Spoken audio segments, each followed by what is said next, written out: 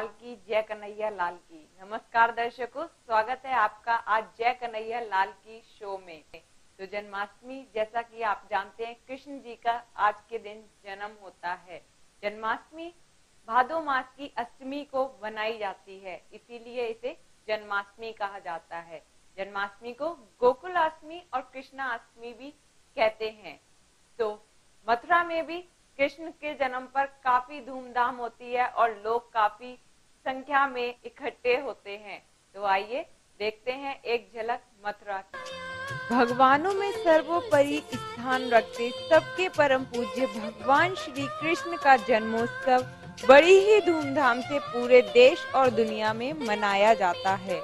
मगर उनकी विद्वान जन्म स्थली मथुरा के दर्शन ना हो तब तक आंखों की आस अधूरी ही रहती है। तो चलिए आपको ले चलते हैं कन्हैया की नगरी, जहां लोग बेसब्री से इंतजार कर रहे हैं कन्हैया के आगमन का। मथुरा में जन्माष्टमी पर भक्तों का सैलाब इस कदर उमड़ता है कि कोई भी उन्हें नहीं रोक पाता और सबके अंदर लालसा रहती है भगवान श्री कृष्ण के दर्शन की। भारी धक्का मुक्की के बावजूद भक्तजन सिर्फ पर्दा हटने का इंतजार करते हैं और दर्शन की एक ललक पाने को बेताब रहते हैं। और आप देख सकते हैं कि कितना खूबसूरत और भव्य नजारा होता है मथुरा का। और अब हम आपको दिखाते हैं कि किस तरह पंचामृत से भगवान श्री कृष्ण का महाअभिषेक कराया जा रहा है। मान्यता है कि दूध, दही, बूरा, शहद और जल से प्रभु का महाअभिषेक कराया जाता है और प्रभु की महाआरती भी की जाती है।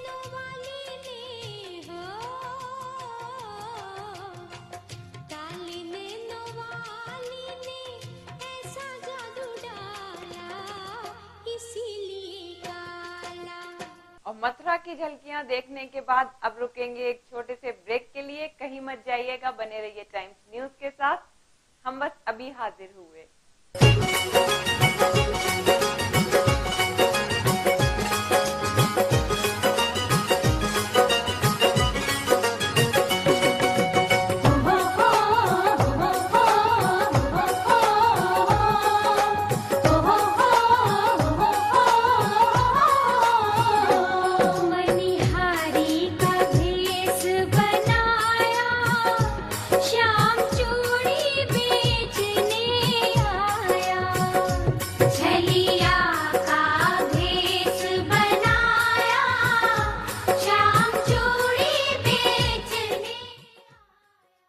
ब्रेक के बाद आपका एक बार फिर से स्वागत है और अब देखते हैं कि कृष्ण की लीलाओं का मंचन यानी रास लीलाओं का मंचन किस प्रकार मथुरा में किया जाता है।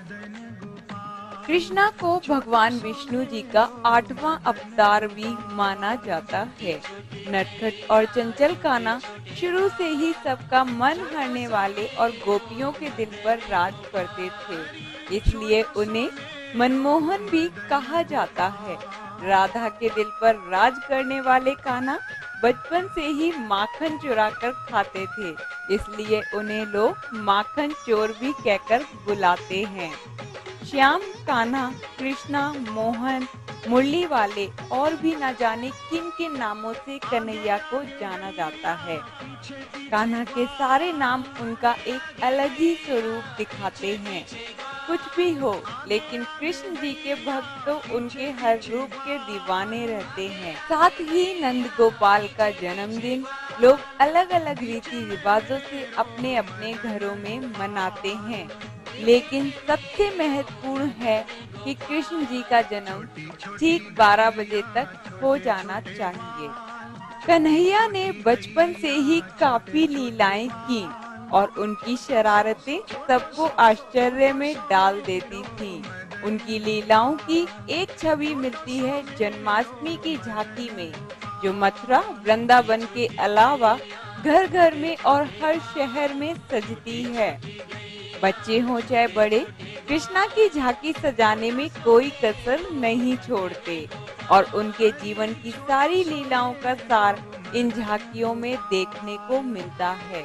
एक बार कृष्णा ने गांव वालों को बारिश से बचाने के लिए अपनी एक उंगली पर गोवर्धन पर्वत उठाकर सबको चौंका दिया था और गोकुल के लोग उसी वक्त समझ गए थे कि वो कोई मामूली बच्चे नहीं हैं।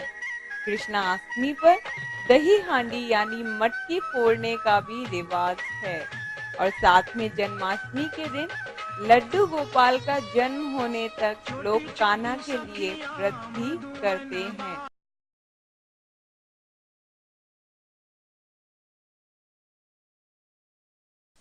कृष्णाष्टमी के दिन भगवान को पंचामृत से स्नान कराया जाता है और पंचामृत से स्नान कराने के बाद उनकी विधि पूर्वक आरती भी की जाती है। तो एक झलक देखते हैं कृष्ण की आरती।